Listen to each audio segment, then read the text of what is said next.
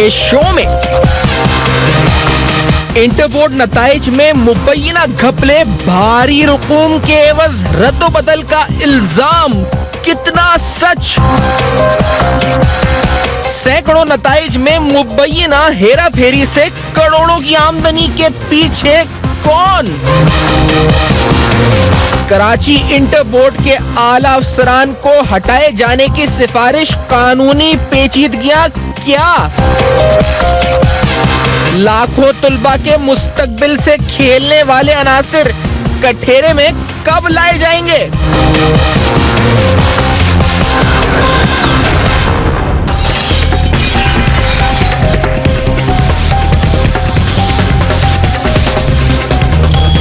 अस्सलाम वालेकुम। बसपर्दा हकाइक सनसनीखेज इंकशाफात प्रोग्राम बेनकाब में हूँ आपके साथ सैफान खान।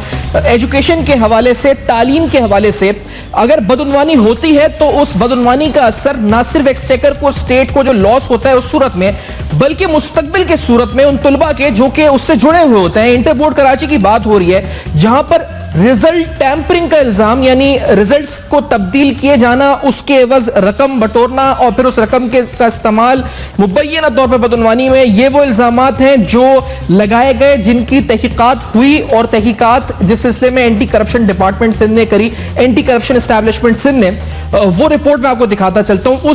इससे पहले मार्कशीट्स भी आई थी सामने, उन मार्कशीट्स में ये नंबर किस तरह तब्दील होते हैं ये बताया गया था।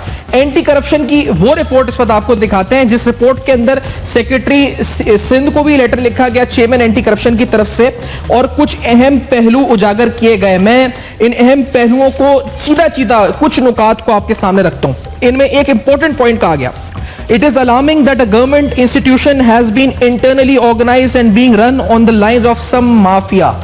एक माफिया के तर्ज पर एक डिपार्टमेंट को, सरकारी इस पर डिपार्टमेंट को चलाया जा रहा है। ये चेयरमैन एंटी करप्शन का वो खत है और उसके साथ एंटी करप्शन की वो रिपोर्ट है जो इंक्वायरी रिपोर्ट तैयार की गई कि माफिया की तरह इस इदारे को चलाया जा रहा है। इसमें यह भी कहा गया जी कि लीगल डिसिप्लिनरी एक्शन फौरी तौर पर लिया जाए उन अनासिर के खिलाफ जिसके अंदर नाम दिए गए controller examination, chairman board of intermediate education और उसके साथ साथ IT manager board of intermediate education Karachi के एंटी करप्शन डिपार्टमेंट सिंध की तरफ से। और यह मुतालबा किया गया कि इनके खिलाफ डिसिप्लिनरी एक्शन, लीगल एक्शन फौरी तौर पर लिया जाए। इस अहम तरीन रिपोर्ट में जहां यह हवाला दिया गया कि एक माफिया की तरह यह डिपार्टमेंट चल रहा है, वहां यह भी कहा गया जी कि एविडेंसेस कलेक्ट करने के लिए जब एंटी करप्शन का डिपार्टमेंट, जब इदारा गया, वहां पर लोग गए तो उनको हरासा किया गया, उनको उनके कमरों में बंद कर दिया गया, उनको एविडेंसेस फराहम करने में दुश्वारियां हुई, मुश्किलात हुई, ये तमाम चीजें हुई जब वो इंटर बोर्ड ऑफिस गए। ये एंटी करप्शन ने अपनी रिपोर्ट में लिखा जो एंटी करप्शन डिपार्टमेंट की आई। इसके बाद मैं आपको ये बताता चलूं कि ट्रांसपेरेंसी इंटरनेशनल भी एक्टिव हुआ और उसने एक खत अरसाल किया। यह खत सीएम सिंध मुराद अली शाह को लिखा गया 24 सितंबर 2016 को, जिसके अंदर इसी मुतालबे को दोहराया गया। जब यह खबर बाकायदा पब्लिश हुई और उसके बाद बात खबरों में आई तो यह खत लिखा गया सीएम सिंध को, जिसके अंदर यह मुतालबा सीएम सिंध से किया गया कि आप फौरी तौर पर एक एक्शन इनिशिएट करें और वो तमाम डिटेल्स जो एंटी करप्शन ने फराम किए हैं उस बुनियाद पर एक एक्शन इनिशिएट किया जाए। आफ्टर दिस मैं इसमें ये जरूर बताता चलूं कि जो बोर्ड है उसका मौक़िफ़ इस सिलसिले में क्या था। ये बड़ा जरूरी है बताना, क्योंकि किसी पर यहां बैठकर इस प्लेटफॉर्म से हम करप्शन का इल्जाम ना साबित कर सकते हैं ना लगाएंगे। हम वो सिर्फ सबूत आपके सामने रख रहे हैं, वो रिपोर्ट्स रख रहे हैं जो इस पूरे मामले के दौरान सामने आई हैं। बोर्ड ऑफ इंटरमीडिएट एजुकेशन ने यह कहा जी कि एंटी करप्शन ने इससे पहले भी हमारे डिपार्टमेंट्स पे रेड किए हैं या इंक्वायरी के लिए आए हैं, और मिसाल के तौर पे 20 अक्टूबर 2015 की डेट दी गई जब वो जुडिशियल मजिस्ट्रेट के साथ तमाम कवानीन को पूरा करते हुए, उनकी पासदारी करते हुए वहां आए और उन्होंने हमसे मुतालबा किया कागजात का, तो हमने उनके साथ भरपूर ताउन किया। ये बोर्ड ऑफ इंटरमीडिएट एजुकेशन की रिपोर्ट इसमें लिखा हुआ है, जिसके अंदर उन्होंने ये वाज़ेह तौर पर बताया कि अगर कानूनी रास्ता अख्तियार किया जाता तो ना किसी को हरासा किया जाता, ना ऐसा कुछ होता, हम बड़ा खुलकर उनके साथ ताउन करते।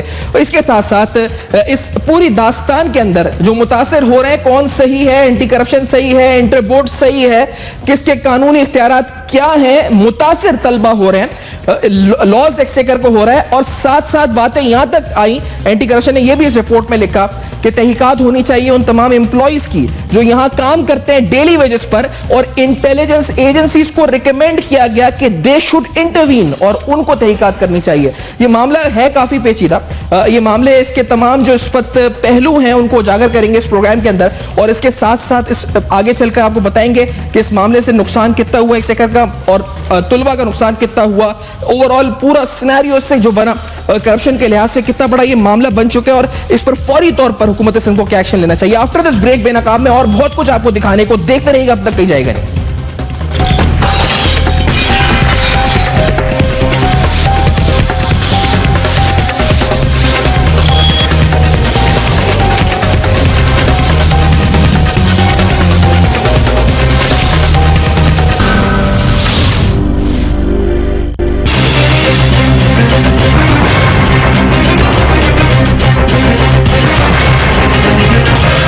अगर हमारा सर्वर में मेजर प्रॉब्लम कोई आ जाता है, कोई इश्यू हो जाता है, बैठ गया है वो हमारा सर्वर इन्हीं की बार बार मिसमैनेजमेंट और कार्रवाइयों से।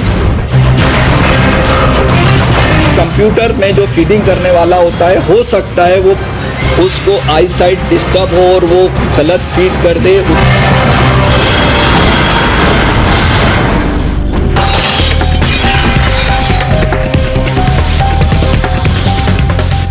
Welcome back. आप देख रहे हैं बेनकाब रिपोर्ट्स एंटी करप्शन की, ट्रांसपेरेंसी इंटरनेशनल के खतूत, मामला इंटरपोर्ट के अंदर रिजल्ट टैंपरिंग का मामला, इस पर बदउनवानी का, और उस पर यह भी कहा गया एंटी करप्शन की तरफ से कि तमाम एम्प्लॉइज को चेक किया जाए इंटेलिजेंस एजेंसी की तरफ से, क्योंकि करप्शन जो हो रही है कहीं ये पैसा दहशतगर्द सरगर्मियों में इस्तेमाल ना हो रहा हो कराची में। यह बड़ा संगीन इल्जाम, बड़ी संगीन बात है जो इस रिपोर्ट में लिखी गई है। मेरे साथ ब्रिगेडियर मुसद्दिक अब्बासी साहब, साबिक डीजी नैब, इस वक्त मौजूद इस्लामाबाद से हैं। इमदाद सोमरो सहाफ़ी हैं, सीनियर कराची स्टूडियो से मेरे साथ मौजूद हैं, और हमारे साथ ख्वाजा नवेद साहब कुछ ही देर में सीनियर कानूनदान होंगे, और अहमद बिलाल साहब पिलडाट के सरबराह भी साथ होंगे। मुसद्दिक साहब, आपसे स्टार्ट करते हैं प्रोग्राम में, क्योंकि ये एंटी करप्शन और एंटी करप्शन की एक रेड है जिसके ऊपर फिर बाद में ये सवाल उठा कि कानूनी है या नहीं है।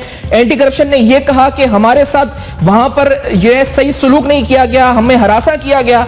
बोर्ड का कहना यह है कि एक कानूनी तौर के ऊपर उनके पास मजिस्ट्रेट नहीं था, इसलिए वो कार्रवाई सही नहीं हुई। आप नैब में रह चुके हैं सर, आपका क्या इस पे स्टैंड है?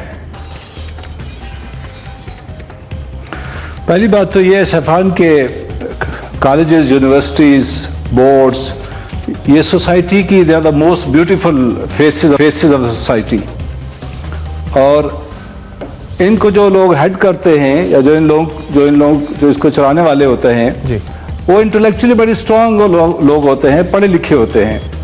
और ये बड़ी बदकिस्मती है इस मुल्क की कि जो इंटेलेक्चुअली पढ़े लिखे लोग होते हैं, जो इतने उस लिहाज से इंटेलेक्चुअली साउंड होते हैं, वो इस तरह की एम्बेजलमेंट में या इस तरह की हीनियस क्राइम में जो है ना वो इन्वॉल्व हो जाएं। जहाँ तक एंटी करप्शन की लीगल पोजीशन का ताल्लुक है कि आया वो ऐसे मामलात में इंक्वायरी कर सकते या नहीं कर सकते। जी मुझे आपकी आवाज आ रही है सर, आप पूरी करें। मुझे आपकी आवाज आ रही है हमें। Okay, thank you. ओके, मैं ये कह रहा था कि अभी ये देखना है कि आया एंटी करप्शन एस्टैब्लिशमेंट की इसके अंदर लीजन है या नहीं है जी। ये बिल्कुल जितने भी सीआरपीसी की सेक्शंस वो कवर करते हैं, इसमें करप्शन प्रैक्टिसेस में ये फॉल करता है, बिकॉज बोर्ड के जितने भी ऑफिशियल्स हैं वो एक पोजीशन होल्डर्स हैं। वो जब मिसयूज ऑफ अथॉरिटी को करेंगे तो डेफिनेटली वो एसी के जुमरे के कानून के दायरे में सवाल ये उठता है कानूनी तौर पर, जो ये है सवाल ब्रिगेडियर साहब उठ रहा है कि एक मिसाल के तौर पर 18 ग्रेड का अफसर इस वक्त है एंटी करप्शन का चेयरमैन, और जो बोर्ड ऑफ इंटरमीडिएट का कंट्रोलर या चेयरमैन है वो भी 18 ग्रेड का है। तो क्या एक 18 ग्रेड का अफसर एक 18 ग्रेड का अफसर को हटाने के लिए दरख्वास्त दे सकता है चीफ सेक्रेटरी सिंध को? ये एक सवाल कानूनी तौर पर मुसद्दिक साहब। नहीं, ऐसी बात नहीं है। देखें, नैब के अंदर 16 ग्रेड का ऑफिसर 21 ग्रेड के ऑफिसर की इंक्वायरी इन्वेस्टिगेशन कर सकता है। उसके पीछे कानून की ताकत होती है, उसमें ग्रेड नहीं होता। इवन 16 और 17 ग्रेड का ऑफिसर जो है वो 21 ग्रेड की 20 ग्रेड के ऑफिसर की इंक्वायरी इन्वेस्टिगेशन कर सकता है। एक्चुअली एलिगेशन लॉ के ऊपर इन्वेस्टिगेशन होती है, ग्रेड के ऊपर नहीं होती। ये बड़ी गलतफहमी है किसी की कि 18 ग्रेड का 18 ग्रेड वाले की इंक्वायरी करेगा, नहीं, ऐसा नहीं है। डिपार्टमेंटल इंक्वायरी में ये देखा जाता है कि हायर ग्रेड का बंदा लोअर ग्रेड वाले की इंक्वायरी करे, लेकिन जो एंटी करप्शन या अकाउंटेबिलिटी का जो मैकेनिज्म होता है उसमें उस इन्वेस्टिगेटर के पीछे वो लॉ की पावर्स होती हैं जिसके ऊपर बेस करके वो इंक्वायरी इन्वेस्टिगेशन करता है, उसमें ग्रेड का कोई ताल्लुक नहीं होता। वहां लिखा जाता है इन्वेस्टिगेशन ऑफिसर, वो 16 का भी हो सकता है, 17 का भी हो सकता है, 18 का भी हो सकता है। तो कानून के अंदर कोई ऐसी जोल नहीं है कि एक बंदा लो ग्रेड का हाई ग्रेड का नहीं कर सकता। दूसरी बात ये कि आप क्योंकि नैब में रह चुके हैं, दायरा कार इसका जो एंटी करप्शन है बनता है 2,20,000 में बताया जाता है लोग हैं जो मुंसलिक हो जाते हैं, बोर्ड के एग्जाम देते हैं थ्रू इंटर बोर्ड। इसी तरह से यानी ज्यादा तादाद है, मास लोगों की तादाद ज्यादा है, मैसिव है जो लोग इससे एसोसिएटेड हैं। दूसरा ये मामला करोड़ों में बनता है, जो एक पेपर की एवज रकम ली जाती है, वो जितने पेपर्स पे करप्शन की जाती है, रिजल्ट्स को टेम्पर किया जाता है, मार्कशीट्स तब्दील की जाती हैं, तो ये मामला करोड़ों में बनता है। तो क्या नैब इसमें इंटरवीन कर सकता है? आता है डोमेन में नैब के मुसद्दिक साहब? बिल्कुल, नैब भी इसमें कर सकता है। नैब की लीजन तो सूबे के हर मामलात में है। दूसरी, इसमें जो लोग इन्वॉल्व होते हैं सैफान, वो सारे लोग नहीं होते जो एग्जामिनर्स होते हैं। वो जब पेपर को मार्क करके बोर्ड के पास भेजते हैं तो बोर्ड दो तरीकों से इसके अंदर करप्शन करते हैं। या तो वो पेपर्स को चेंज कर देते हैं या रीमार्किंग के प्ली के नीचे लाके उस कैंडिडेट जिसके नंबर बढ़ाने होते हैं उसके नंबर बढ़ा दिए जाते हैं। ये दो तरीके होते हैं जिससे बोर्ड अपने चंद एक लोगों को इन्वॉल्व करते हुए जो ऑफिशियल उसी ऑफिस में काम कर रहे होते हैं वो करप्शन करते हैं। इसमें यह नहीं होता कि पूरे सूबे में जो एग्जामिनर जो मार्क कर रहे हैं पेपर उनको इन्वॉल्व किया जाता है और वो इसमें घपला करते नहीं। जब पेपर मार्क होके बोर्ड के पास रिजल्ट आता है तो वहां पे ये करप्शन की जाती है और इसमें पूरा एक रिंग बनता है जिसमें या पेपर को वो चेंज करते हैं या रीमार्किंग की एप्लीकेशन लेके उसके जो है वो रीमार्क करके नमाज तो ज्यादा कर दिया जाता है।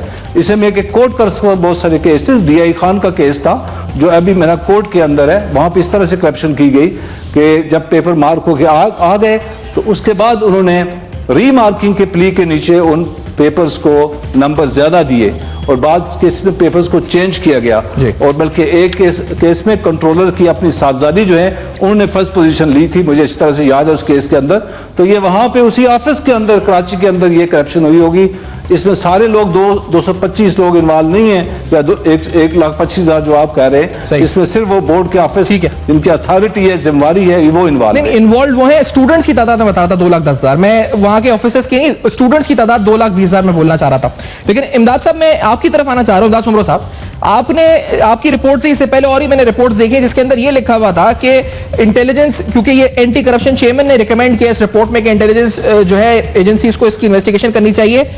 ये पैसा लंदन सेक्रेटेरिएट जाता था एक सियासी जमात के, लंदन सेक्रेटेरिएट तो MQM का हमने सुना है। तो क्या ये पैसा जिससे बदनवानी होती थी एंटी करप्शन की इन्वेस्टिगेशन के मुताबिक MQM को फंड करता था, फिर उससे दहशतगर्दी होती थी? ये बात है, इसका मतलब स्ट्रेट फॉरवर्ड यही है क्या इमदाद सुमरो साहब? अपना सैफान साहब, मुझे नहीं पता कि वो MQM को सपोर्ट करते थे या नहीं करते थे। इस तरह के जो करप्ट लोग होते हैं, करप्ट जो माफिया होती है, वो हर किसी को खुश रखने की कोशिश करते हैं। ये मैं इस बिना पे कह रहा हूँ कि एंटी करप्शन के छापे से पहले कराची में जो टारगेटेड ऑपरेशन में जो मसरूफ एक रेंजर्स है उसका एक बड़ा ऑफिसर CM सिंध से मिला था और उसने ये निशानदेही की थी CM के सामने कि इस तरह का काम हो रहा है और करप्शन का जो पैसा कमाया जाता है वो कराची में दहशतगर्दी कार्रवाई में भी इस्तेमाल होता है और उसके साथ साथ ये बाहर ममालिक में खासतौर पर लंदन का जिक्र था कि लंदन में भी भेजा जाता है। उसके बाद CM से ये पैसा जो एंटी करप्शन डिपार्टमेंट ये जो मार्कशीट्स हैं इस पर इनकी मद में जो करप्शन होती है ये पैसा लंदन भेजा जाता है, यही पैसा ना, ये CM से इनको बताया गया?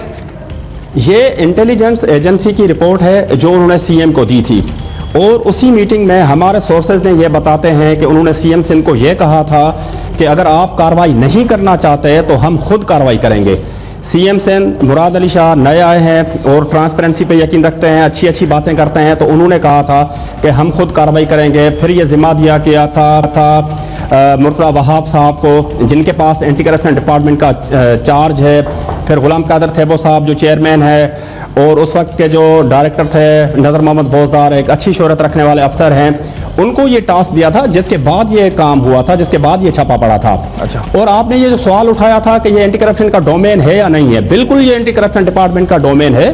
सिंध गवर्नमेंट के मातहत जितने भी डिपार्टमेंट्स हैं, जितने भी मुलाजमीन हैं, अगर एंटी करप्शन डिपार्टमेंट को सफिशेंट एविडेंस मिलती है, कोई एप्लीकेशन मिलती है, तो वो हर मुलाजिम को भी ये तलब कर सकता है, हर इदारे पे छापा मार सकता है। दूसरी एक बात मैं क्लियर करूं कि ये जो खत चीफ सेक्रेटरी सिंध को लिखा गया है, ये गुलाम कादिर थेबो की तरफ से लिखा गया है, जो ग्रेड 21 के अफसर हैं और वो मजाज हैं, और उन्होंने उसमें रिकमेंडेशन की है चीफ सेक्रेटरी को कि इनके खिलाफ एक्शन उठाया जाए। नहीं, लेकिन ये जो रिपोर्ट है, जिस रिपोर्ट के अंदर ये भी लिखा गया है कि इंटेलिजेंस एजेंसीज को इनके चेक किया जाए, डेली वेजेस को, इनके तमाम मामला को, अब तक इस पर कोई एक्शन इनिशिएट हुए ना सुब्रो साहब? बदकिस्मती से हमें तो उम्मीदें हैं, इस वक्त जो डायरेक्टर नया हैं उस्मान गनी साहब, उनसे भी उम्मीदें हैं, जो इन्वेस्टिगेशन ऑफिसर है उनसे भी उम्मीदें हैं, लेकिन अभी तक कोई कंक्रीट एक्शन हमें नज़र नहीं आया, क्योंकि इसको तकरीबन 2 महीने हो गए हैं। चेयरमैन ने जो खत लिखा है चीफ सेक्रेटरी को, उस खत में यह लिखा गया है कि फौरी तौर पर इमरान चिश्ती जो कंट्रोलर एग्जामिनेशन है उनको, चेयरमैन अख्तर गौरी को, और मोहम्मद शहीर साहब हैं, शायद वो आईटी के इंचार्ज हैं, उनको फौरी तौर पर उनके ओहदों से हटाकर, गौरी साहब हैं ये तो जा चुके हैं ना, गौरी साहब सिर्फ जा चुके हैं, गौरी साहब इलीगल बैठे हुए थे। इमरान चिश्ती साहब की पोजीशन भी इलीगल और अनकॉन्स्टिट्यूशनल है according to Supreme Court rulings. ये गलत तरीके से यहाँ बैठे हुए हैं, और ख़ासतौर पर चिश्ती साहब की तो इंक्वायरी होनी चाहिए थी। वो एक चपरासी भर्ती हुए थे 1993 में, और ये लगातार ये कैसे तरक्की करके ये कंट्रोलर एग्जामिनेशन बन गए हैं। अच्छा, उसमें खत में ये लिखा गया था कि इन तमाम तीनों अफसरान के खिलाफ रिमूवल फ्राम सर्विस ऑर्डिनेंस 2000 के तहत कार्रवाई करके, सख्त कार्रवाई करके इनको नौकरियों से बरतरफ किया जाए। लेकिन बदकिस्मती की बात यह है कि ये जो नए सीएम साहब हैं, चीफ सेक्रेटरी सिंध सिद्दीक मेमन साहब हैं, 2 महीने गुजरने के बावजूद उन्होंने कोई एक्शन नहीं उठाया है। अख्तर गौरी साहब ने खुद इस्तीफा दिया था, और उनकी जगह पे जो प्रोफेसर इनाम साहब आए हैं, ये मेरिट पे सिलेक्ट हुए थे, इसको भी काफ़ी टाइम। इनके सोर्सेज का आप अंदाज़ा इससे लगाएं कि सेक्रेटरी बोर्ड्स और यूनिवर्सिटीज़ थे इकबाल दुरानी साहब, सिंध के बड़े अच्छी शोहरत रखने वाले अफसर थे। उन्होंने जब इनके खिलाफ लिखा, सीएम सिंध को लिखा कि इनको ओहदों से हटाया जाए क्योंकि ये गैर कानूनी है, खासतौर पर अख्तर गौरी साहब और इमरान चिश्ती साहब, इन्होंने अपने सोर्सेज इस्तेमाल करके, अपने पॉलिटिकल कनेक्शन इस्तेमाल करके इकबाल दुरानी साहब को उनके ओहदे से हटाया जाए। वो ग्रेड 21 के अफसर हैं और उस वक्त सीएम कायम अली शाह के दामाद हैं, लेकिन ये इतने सोर्सेबल हैं कि उन्होंने इकबाल दुरानी साहब को भी अपने ओहदे से हटा दिया था। ब्रिगेडियर मुसद्दिक साहब, आप चलिए मुझे मजीद सवाल पूछूं उससे पहले, क्योंकि कानूनी तौर पर जो सवालात पर ये भी, और इसके साथ साथ जुडिशल मजिस्ट्रेट की बात, ये रिपोर्ट जो मेरे सामने इस पर है बोर्ड ऑफ इंटरमीडिएट एजुकेशन की, इसमें जुडिशल मजिस्ट्रेट की बात की गई है कि क्योंकि एंटी करप्शन डिपार्टमेंट के साथ जुडिशल मजिस्ट्रेट नहीं था, ये वो मौक़िफ़ है जिस पर हम प्रोग्राम के बाद बात करेंगे, इस ब्रेक के बाद, और कानूनी तौर पर भी, और इसके साथ साथ गवर्नेंस के लिहाज से ये बड़ा इंपॉर्टेंट पॉइंट है। पिलडाट भी साथ होगी। गवर्नेंस के लिहाज से नई मिसाल मुराद अली शाह साहब को सेट करनी है, क्या वो सेट करेंगे एग्जाम्पल या नहीं करेंगे? ब्रेक के बाद जानेंगे, देखते रहेगा अब तक।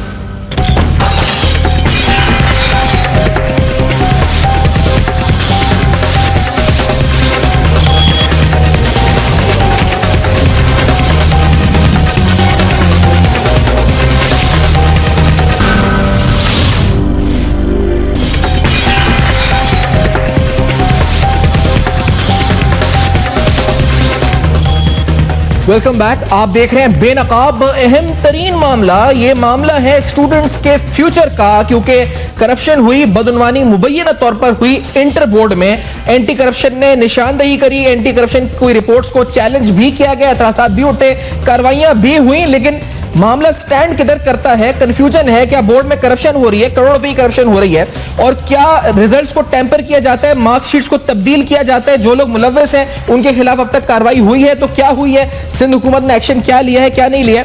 मैं ये खत आपको पहले एक बार दिखा देता हूं। ट्रांसपेरेंसी इंटरनेशनल का जो स्क्रीन पे आप देखते हैं 24 सितंबर को लिखा गया, जिसमें सीधा सीधा ट्रांसपेरेंसी इंटरनेशनल ने भी ये मुतालबा सीएम सिंध से किया कि the allegation of corruption of BI के chairman control examination and IT manager by chairman anti corruption Sindh Ghulam Qadir Thebo, और ये मुतालबा किया गया कि इनको फौरी तौर पर उठाया जाए। और इसके बाद कहा जा रहा है कि आज एक और खत लिखा जाएगा सिलसिले में, और आखिरकार इस मामले को मंतकी अंजाम तक कब पहुंचाया जाएगा, कटघरे में कब लाया जाएगा इन मुल्जिमान को जो इसमें मुलव्वस हैं। मेरे साथ इमदाद सुब्रो साहब सीनियर सहाफी मौजूद हैं, ब्रिगेडियर मुसद्दिक अब्बासी साहब साबिक डीजी नायब मौजूद हैं, अहमद बिलाल महबूब साहब पिलडाट के सरबरा मेरे साथ लाहौर से, और ख्वाजा नवेद बैरिस्टर ख्वाजा नवेद साहब कराची से मेरे साथ मौजूद है स्टूडियो में। बैरिस्टर साहब, आपसे आते हुए कानूनी तौर पर बहुत से सवाल उठ रहे हैं।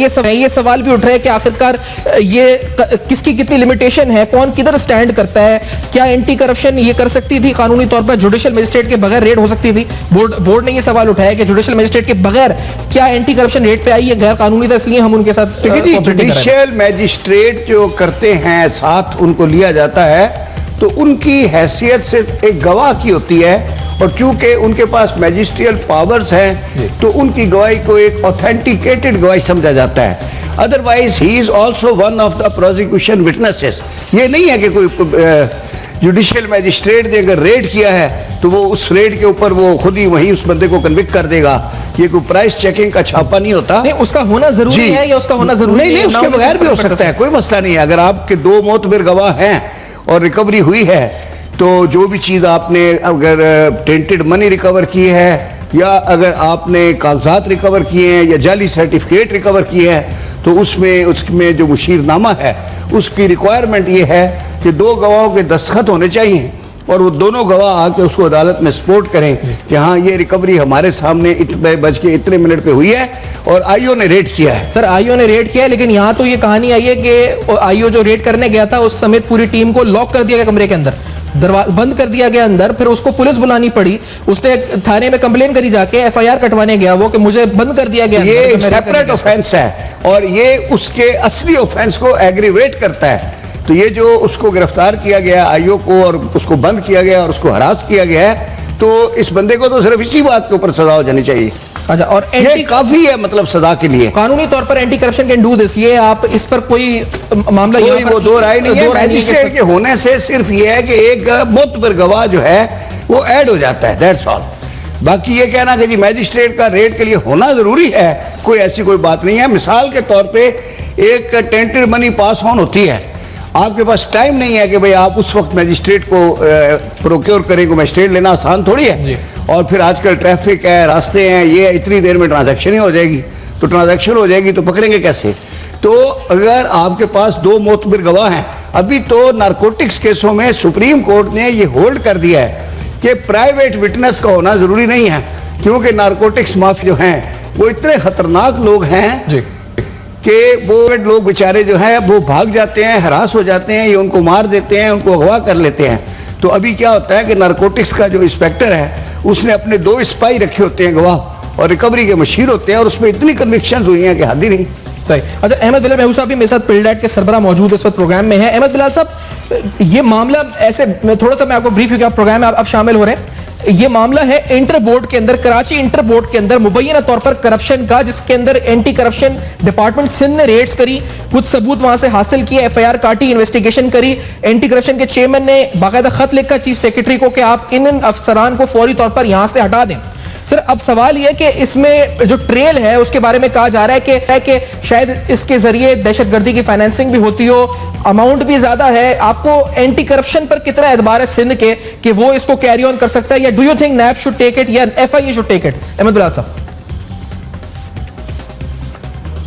देखिए, हमें जो स्टेट के इंस्टीट्यूशंस हैं उनके ऊपर एतमाद तो करना पड़ेगा ना, जब तक कि उनके ऊपर बेतमादी की कोई वजह मौजूद ना हो, वरना तो फिर पूरी रियासत का निज़ाम ही नहीं चल सकता। अगर हम हर एक के ऊपर ये शक कर लें कि ना ये महकमा ठीक काम कर सकता है ना वो महकमा ठीक काम कर सकता है, तो अब अगर एंटी करप्शन डिपार्टमेंट ने एक रेड किया है, लोगों को अप्रीहेंड किया है और उसके बारे में लिखा है, तो उसके ऊपर अब इन्वेस्टिगेशन होनी चाहिए, और जाहिर है फैसला तो अदालतों में जाके होगा, जो कन्विक्शन होगी वो तो अदालतों में होगी। तो मैं समझता हूँ कि टू बिगिन विद किसी भी महकमे ने जो ये काम किया है, अव्वल तो महकमा काम नहीं करता, अगर कोई काम करता है तो फिर हम उसके ऊपर शक करना शुरू कर देते हैं। तो मेरे ख्याल में हमें उसके ऊपर एतमाद करना चाहिए जब तक कि कोई वजह सामने ना आ जाए बाएतमादवी की। सही। तो ये अगर मैं कहूँ कि एंटी करप्शन डिपार्टमेंट सिंध काबिल एतबार बनता जा रहा है आहिस्ता आहिस्ता, तो क्या मुराद अली शाह साहब के आने के बाद पिल्डैट ने कोई ऑब्जर्वेशन करी है या लिखी है अहमद बिलाल साहब के, कोई फर्क पड़ा है, कोई बेहतरी आई है, गवर्नेंस में बेहतरी आई है, या जिस तरह एंटी करप्शन ज्यादा एक्टिव हो चुका है, कल भी एक इन्होंने कार्रवाई की थी, तो डू यू थिंक कि ये कोई बेहतरी है या फिर ये मामला सिर्फ एक व्हाइट वॉश, आंखों का दिखाया है वॉश है कि दिखाया जा रहा है, ऐसा कुछ है नहीं हकीकत में? अहमद बिलाल साहब देखिए, ये जो तब्दीलियाँ होती हैं या इम्प्रूवमेंट होती है वो इतनी पलक झपकते में नहीं होती। मुराद अली शाह साहब को अभी आए हुए ज़्यादा अरसा नहीं हुआ है, वो मुतहर्रिक लग रहे हैं, वो चीज़ों को जाके देखते हैं, फौरी तौर पे एक्शन लेते हैं। वो पहले रिएक्शन टाइम बहुत लंबा होता था, अब रिएक्शन टाइम ज़रा निस्बतन कम होता है, बड़ी जल्दी वो एक्शन लेते हैं। तो इससे चीज़ें इंप्रूव होना शुरू होनी चाहिए, लेकिन हमने कोई स्टडी नहीं की और इसके बारे में कोई मुस्तनद राय हम नहीं दे सकते कि वाकई चीज़ें इंप्रूव हो गई हैं। अभी कुछ अर्सा चलेगा, कुछ चीज़ों को देखना पड़ेगा और फिर हम शायद किसी नतीजे पर पहुंच सकेंगे। लेकिन बज़ाहिर अगर चीफ मिनिस्टर साहब इतने मुतहर्रिक हैं, हर जगह पहुंच रहे हैं, तो ये बज़ाते खुद लोगों को फिर विजिलेंट रहने पर मजबूर करेगा और वो लोग फिर चीज़ों के ऊपर इस तरह से सुस्ती के साथ नहीं बैठे रहेंगे जैसे माजी में बैठे रहते थे। सही, लेकिन सर ये मैं इस मिसाल के तौर पे, इसी मिसाल में ख्वाजा साहब आपकी तरफ ये सवाल रखते हुए कि ये रिपोर्ट्स लिखी गई हैं, डेढ़ महीने, दो महीने हो चुके हैं, उसके कई दिनों, महीने, डेढ़ दो महीने बाद जाके जो जिसकी रिकमेंडेशन थी चेयरमैन एंटी करप्शन की तरफ से कि इनको हटाया जाए, वो चेयरमैन जो इंटर बोर्ड है जब हटे 2 महीने बाद जाके अभी भी कुछ लोग बैठे हुए हैं, तो क्या मिसाल, क्या गवर्नेंस की है? जी देखें, बात यह है कि ये रेड टेपिज्म है और ये ऐसे नहीं होता है, इसके पीछे मेलाफाइडीज होती हैं डिलेड एक्शंस के पीछे। अदरवाइज जो एक्शन एक्चुअल होता है, जेन्युइन होता है, वो देन एंड देयर होता है। अब ये वो पोस्टें हैं जहां दिहाड़ी की इनकम है पर डे। तो मिसाल के तौर पे अब मैं बताता हूं कि अगर 1 लाख रुपया पर डे की इनकम है तो एवरी डे जो डिले कॉज कर रहा है, तो जो बंदा 60 दिन और वहां उसी सीट पे रह गया तो वो 60 लाख रुपए मजीद कमा गया। तो ये दिहाड़ियां हैं। तो वो कहता है कि जितने दिन और रह लो, जैसे वेंटिलेटर पे लगा के लवाकिन को खुश करने के लिए अस्पताल वाले अपना बिल तो बनाते हैं। सर अगर आपका डिपार्टमेंट खुद लिख के कह रहा है आपको कि इस बंदे को हटाया जाए, यानी आपका अपना डिपार्टमेंट तब भी नहीं हटाया जा रहा, तब भी नहीं हटाया जा रहा, तो इसका मतलब है कि जो बंदा नहीं हटा रहा उसका कोई वेस्टेड इंटरेस्ट है ना। यानी अगर वहां पे 2 लाख रुपए की इनकम है पर डे की, तो उसमें से कोई ना कोई हिस्सा उसको भी जा रहा है। नहीं जा रहा तो फिर वो बिल्कुल नाअहल आदमी है कि पैसे भी नहीं ले रहा और काम भी नहीं कर रहा। सही, देख ना, या तो पैसे ले रहा है और फिर काम को रोक रहा है, तो समझो भाई ठीक है भाई, वो कोई करप्ट आदमी है और he is doing his thing. अगर वो ऑनेस्ट आदमी है और एक्शन भी नहीं ले रहा और ऐसे ही बैठा हुआ है और करप्ट आदमी को एंजॉय करने दे रहा है, तो फिर तो नाअहल आदमी है। सही, then he should be removed himself. ठीक है, उस शख्स को उतार दें जो एक्शन नहीं ले रहा, उसके ऊपर एक्शन ले लें। मुसद्दिक साहब, क्या वजह है कि आप ये जो हम सारी बता रहे हैं, ये कहानी, रिपोर्ट्स लिखी गई, महीने हो गए रिपोर्टों को लिखे हुए, एक्शन हुआ, अभी भी कंप्लीट एक्शन नहीं हुआ। ट्रांसपेरेंसी इंटरनेशनल ने एक खत लिखा, दूसरा खत अब लिख रहा है आज, ये क्यों नहीं एक्शन ना होना, क्या बताता है इस पर मुसद्दिक अब्बासी साहब? मेरा ख्याल है जो इन्होंने बात कही है उसमें बड़ा वजन है कि एक्शन जब कोई नहीं लेता तो उसमें डेफिनेटली कनाइवेंस होती है, ऊपर से नीचे तक एक अंडरस्टैंडिंग होती है, इसलिए कोई एक्शन नहीं लेता। दूसरी बात यह है कि जब भी किसी डिपार्टमेंट में कोई इस तरह की मामलात होते हैं तो जो लोग इन्वॉल्व होते हैं जब तक उनको आप वहाँ से हटाएंगे नहीं, आप एक ट्रांसपेरेंट तरीके से वहाँ पे इंक्वायरी नहीं कर सकते, बिकॉज वही लोग उस रिकॉर्ड के कस्टोडियन होते हैं और जब तक वो वहाँ बैठे होते हैं आपको एविडेंस जो है वो इन्वेस्टिगेशन ऑफिसर सही तरीके से हासिल नहीं कर सकता। तो टेक्निकली भी ये बड़ा इंपॉर्टेंट होता है कि इंक्वायरी को लॉजिकल एंड तक पहुँचाने के लिए जो अगर वहाँ के सरकर्दा लोग इन्वॉल्व हैं तो उनको वहाँ से हटाना लाजमी हो जाता है, तभी जाके वहाँ पर इंक्वायरी हो सकती है। तो टेक्निकली मेरा ख्याल है अगर वो इम्पीच हो चुके हैं और उन पर इल्ज़ाम लग चुके हैं और इंक्वायरी इसी ने शुरू कर दी है तो उनको वहाँ से हटाना एक मॉरल ग्राउंड के ऊपर और लीगल ग्राउंड के ऊपर बनता है, उनको हटा देना चाहिए ताकि इसकी इंक्वायरी जो मुकम्मल हो सके। ना करना इनको, उसको वहाँ से ना हटाना, इस बात का बैन सबूत है कि ऊपर वाले लोगों का स्वाबदीद या उनके आशीर्वाद मौजूद है, इसलिए वो उनको नहीं हटाया जा रहा। वरना जो ही एलिगेशन लगी थी उस डिपार्टमेंट से, उस ऑफिस से उस शख्स को डिटैच कर देना चाहिए कुछ अरसे के लिए, जब तक इंक्वायरी मुकम्मल नहीं होती। अगर वो एक्सनरेट हो जाता है तो अपनी पोजीशन दोबारा आ जाए, बिस्मिल्लाह, that is very good, it means कि इज क्लियर। अगर वो एक्सनरेट नहीं होता, चार्जेस उस पर एस्टैब्लिश होते हैं, तो he should face the music and he should B tried. This is the way. अगर आप ट्रांसपेरेंसी और मेरिट क्यों है, और अगर फेयर प्ले गुड गवर्नेंस से चाहते हैं, ये सारी बातें अखलाक पर हो रही है ना, लेकिन बात अखलाक कहाँ से लाएंगे? अखलाक भी कोई चीज है, अखलाक किधर? ये सारी अखलाकी इक़दार की बातें हैं ना मुसद्दिक साहब, जो आप कह रहे हैं इस वक्त, ये सारी बातें अखलाकी इक़दार की हैं, मोरल ग्राउंड्स की है ना। ये इकोनॉमिक ग्राउंड्स और मॉरल ग्राउंड्स में बड़ा फर्क है। लीगल ग्राउंड क्या कहते हैं? लीगल नहीं कह रहा मैं, economic ground. Sir legal ground क्या कहता है इस बारे में? लीगल ग्राउंड तो वेरी क्लियर। पहले तो ये है कि एक बंदा एक पोस्ट पे बैठा हुआ है तो उसको दूसरी पोस्ट पे जो नौकरी जब साइन करता है फॉर्म, तो उस पर लिखा होता है कि I can be transferred anywhere, I can be posted anywhere. तो किसी पोस्ट के ऊपर 10-10 साल, 5-5 साल, 4-4 साल बैठना को उसका हक नहीं है, ठीक है ना। तो अगर उसको ट्रांसफर कर रहे हैं तो ही शुड इमीडिएटली गो। और जब इल्जामात लग रहे हैं और आप क्लियर हैं तो आप तो वॉलंटरीली खुद कहेंगे भाई मुझे यहाँ से हटा दो, कहीं ना मैं पकड़ा ही ना जाऊँ, सही कि मेरे ऊपर झूठे इल्जाम लग रहे हैं और मैं बिल्कुल साफ आदमी हूँ, ऐसा ना हो किसी चक्कर में आ जाऊँ। तो आदमी खुद छोड़ देता है। जब खुद नहीं छोड़ रहा, अगले भी नहीं हटा रहे, अवाम चीख रहे हैं, तो फिर कुछ तो है ना सर। क्या है वो जानेंगे, बेनकाब करेंगे। इस ब्रेक के बाद जानेंगे, बेनकाब करेंगे वो क्या दाल है। में काला है या दाल काली है? ठीक है जी, दाल में काला है या सारी दाल काली है, जानेंगे इसका जवाब बेनकाब में इस ब्रेक के बाद। देखते रहेगा अब तक।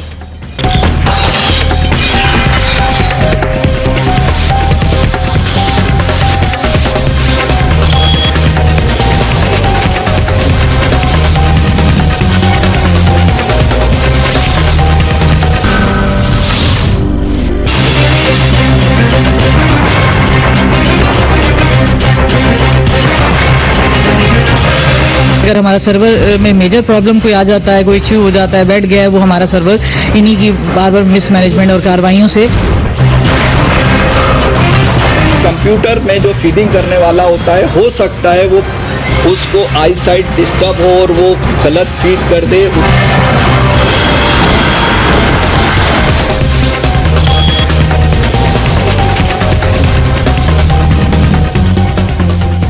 Welcome back. आप देख रहे हैं बेनकाब। अहम तरीन मौजू मामला है तालीम का, मामला है इंटर बोर्ड कराची का, और ये लाखों तलबा के मुस्तकबिल का। वहां क्या बदनवानी होती है और किस पैमाने पर होती है, आज बेनकाब कर रहे हैं इस प्रोग्राम में। इमदाद सुमरो साहब, आपसे आपकी तरफ आते हुए मेरे साथ प्रोग्राम में ब्रिगेडियर मुसद्दिक अब्बासी साहब हैं, अहमद बिलाल महबूब साहब पिल्डाइट के सरबराह हैं, यहाँ पे बैरिस्टर ख्वाजा नवेद साहब हैं, इमदाद सुमरो साहब साफी सीनियर भी हमारे साथ मौजूद हैं। इमदाद सुमरो साहब, ये रिपोर्ट मैंने जब पढ़ी जो एंटी करप्शन की जो चीफ सेक्रेटरी को लिखी गई, इसमें माफिया का तस्करा किया गया कि हम हैरान हैं इस बात पर कि एक डिपार्टमेंट, गवर्नमेंट डिपार्टमेंट एक माफिया के तर्ज पर किस तरह काम कर रहा है। और एक आपने भी स्टोरी फाइल की थी, वो मैंने पढ़ी, उसमें आपने लिखा था कि जब आपने कुछ सवालात पूछे तो आपको सवाल के जवाब के बजाय धमकी मिली। सुमरो साहब, ये आखिरकार कौन सी कुव्वत है जो धमकियां भी दे रही है, जो माफिया की तरह चला रही है मुबैना तौर पर, क्योंकि रिपोर्ट में लिखा है और आपने लिखा है, क्या मामला है ये? सैफान साहब, बदकिस्मती की बात यह है कि सिंध गवर्नमेंट के तकरीबन सारे डिपार्टमेंट माफिया के तौर पे ही चल रहे हैं। कोई कानून की बालादस्ती कुछ भी नहीं है। ये हमारा पेशा है। हम जब हक सच की बात करते हैं तो हमें धमकियां भी मिलती हैं, और ये शोबा हमने खुद सेलेक्ट किया है और उसके सारे कॉन्सिक्वेंसेस भी हम भुगतने के लिए तैयार हैं। एक लॉ अबाइडिंग सिटीज़न के तौर पे मैंने जो कुछ करना था आला अख्तियारियों को मैंने बता दिया है, आईजी को, डीआईजी को, मुतलका थाने में मैंने रिपोर्ट भी दर्ज करा दी है। अब मैं दो चीज़ें जो है इसमें ऐड करना ज़रूर चाहूँगा। नहीं, मैं सुमरो साहब एक चीज़ इससे पहले कि आप ऐड करें, क्योंकि ख्वाजा नवेद साहब ने कहा कि या तो दाल पूरी काली है या दाल में कुछ काला है। ऐसी कौन सी कुव्वत है जो सपोर्ट कर रही है? एक सियासी जमात का तस्करा किया आपने, उसमें कोर्ट अभी मैंने आपसे तफसीलात भी ली थी। क्या ये एमक्यूएम इनके पीछे है, कोई और कुव्वत पीछे है, सियासी जमात, कोई पीपल्स पार्टी पीछे है, कौन पीछे है, अगर है कोई? मैं अपनी मुकम्मल जिम्मेदारी से यह कहता हूँ कि जितनी दफ़ा भी हमने देखा इकबाल दुरानी साहब को हटाने से लेकर जितने भी मामलात हुए, एक चीज़ थोड़ी मैं इस पॉइंट को क्लियर करने के लिए कि इकबाल दुरानी साहब ने जो सेक्रेटरी थे बोर्ड्स के, उन्होंने प्रोफेसर डॉक्टर मोहम्मद मेमन जो हैदराबाद बोर्ड के चेयरमैन है, उससे कबल वो आगा खान बोर्ड के चेयरमैन रह चुके हैं। इसी कराची इंटर बोर्ड का, इसी प्रोफेसर अख्तर होरी का, इसी इमरान चिश्ती साहब की करप्शन की उन्होंने इंक्वायरी की, वो रिपोर्ट भी मौजूद है। उन्होंने भी इनको चार्ज फ्रेम किया है, उस पर आज तक कोई कार्रवाई नहीं हुई है। जिस तरह इकबाल दुरानी साहब को हटाया गया, जिस तरह बाकी मामलात होते हैं, जिस तरह अख्तर होरी साहब गवर्नर हाउस के सेक्रेटरी के तौर पे काम करने के साथ साथ वो चेयरमैन थे कराची इंटरमीडिएट बोर्ड के, तो उसमें मुझे जो लग रहा है, मेरी जो ऑब्जर्वेशन है वो ये है कि इसमें सिंध के गवर्नर हाउस इन्वॉल्व हैं, वहाँ के अफसरान हैं, गवर्नर साहब खुद हैं या कोई और कुव्वत है। तो उससे हमें जो लगता है एज ए फील्ड रिपोर्टर के तौर पे कि इनको गवर्नर हाउस की पुष्ट बनाई है।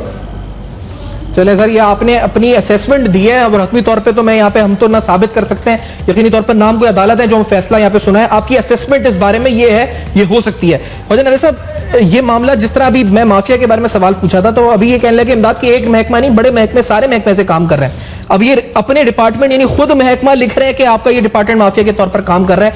वो जो तालीम यानी जिसका मकसद तालीम है, इंटर बोर्ड एग्जाम्स हैं, एग्जाम देता है। क्या आप यानी एक स्टूडेंट क्या सोच रहा होगा ये सब सुनने के बाद? सर ये तो इतना सीरियस मामला है कि देखिए तालीम का मामला कि एक बच्चा रात दिन अपना मिडनाइट ऑयल बर्न करता है, मेहनत करता है और वो समझता है कि मैं फर्स्ट आऊँगा या मुझे फर्स्ट डिवीजन मिलेगी, ठीक है ना। और देखें मेरिट्स के ऊपर सीटें होती हैं मेडिकल कॉलेजेस में, इंजीनियरिंग कॉलेज में, पता चलता है जी 69% पे दाखिला बंद हो गया, 72% पे बंद हो गया। तो जो बच्चा मेहनत करता है पता चला उससे तो 69% मिले, और एक पीछे से आता है जिसने क्लास ही अटेंड नहीं की उसको जाली 72% मिल जाते हैं। और जब वहाँ लिस्ट लगती है इंजीनियरिंग या मेडिकल कॉलेज में दाखिले की तो वो 72% वाला एडमिट हो जाता है, 69 वाला बेचारा घर में आ जाता है और वो बैठ के फिर अखबार बेचता है या क्या करता है। तो देखिए ना बात यह है कि ये बड़ा जुल्म है। अच्छा, यानी उस बच्चे के साथ जो मेहनत करता है वो फिर इस पे तो अगर बच्चों को ये बातें सही पता चल जाएंगी तो हमें पता है या ऊपर वाले लोगों को या इन्वेस्टिगेटिव रिपोर्टर्स को, अगर उन बच्चों तक ये बातें पहुंच जाए तो वो तो खुदकशियां कर लें। सर ये इतनी कच्ची उम्र होती है। इमदाद साहब कितने रुपए लिए जाते हैं एक मार्कशीट के? तकरीबन बदकिस्मती की बात यह है कि 40 से 50 हज़ार में सिंध के तमाम तालीमी बोर्ड, मैं सिर्फ कराची इंटर बोर्ड की बात नहीं कह रहा हूँ, मैं अपनी जिम्मेदारी से कहता हूँ कि मीरपुर खास board, Hyderabad board, Sukkur board, Larkana board, technical board Karachi, intermediate board और कराची का मैट्रिक बोर्ड, इन सब में 40 से 50 हज़ार रुपये में आप आराम से A1 ग्रेड हासिल कर सकते हैं। और ये रिपोर्टें मौजूद हैं, ये बार बार मीडिया पे रिपोर्ट भी हुआ है। मैं मुकम्मल जिम्मेदारी से, एक चीज़ और जो रह गई वो ये थी कि ये बार बार कहते हैं कि उससे कबल भी एंटी करप्शन डिपार्टमेंट छापे मारता था, मैजिस्ट्रेट लेकर आता था, हम ताउन करते थे। मैं दोबारा अपनी मुकम्मल जिम्मेदारी से कहता हूँ कि वो सारे छापे मैनेज्ड होते थे और एंटी करप्शन डिपार्टमेंट ने सही तौर पे जो अपना काम करना शुरू किया है वो तो तकरीबन 12-14 महीने हो गए हैं जब सैयद मुमताज़ शाह को चेयरमैन रखा गया था, या गुलाम कादिर थेबो साहब काम करते हैं, नज़र मोहम्मद भोजदार साहब काम करते थे, या उस्मान गनी साहब हैं। तो सही माना में एंटी करप्शन डिपार्टमेंट ने तो अब काम शुरू किया है। अब ये क्या हमें ये समझाते हैं कि पहले हम ताउन करते थे, पहले तो जो असिस्टेंट डायरेक्टर मेमन साहब जाते थे वो तो सारे छापे मैनेज होते थे, उनको पता था कि मेरा काम क्या है, हमें यह भी पता है कि वो कितने पैसों के एवज ये सारा काम अच्छा सही है। मैं यहाँ पे क्योंकि ये बताता चलूं कि हमने थेबो साहब को राब्ता किया या फिर जो भी अभी डायरेक्टर्स हैं उनको राब्ता किया, उन्होंने ऑन एयर आके इसमें मौकिफ देने से मना किया, लेकिन ये रिपोर्ट्स वो हैं सारी जिसके अंदर वो सारा मौकिफ लिखा है। अहमद बिलाल महबूब साहब 40 से 45, 40 से 50 हज़ार, इमदाद कहते हैं कि यहाँ पर सूबे सिंध के तमाम बोर्ड्स के अंदर आप A1 ग्रेड हासिल कर सकते हैं। सर ये क्या अक्कासी कर रहा है मुस्तकबिल की? और क्योंकि ये तो इनकी स्टेटमेंट है लेकिन ये तो रिपोर्ट है ना सर, ये दस्तावेजी रिपोर्ट है जो एंटी करप्शन की रिपोर्ट है। मैसेज क्या चाहता है इससे अहमद बिलाल महबूब साहब?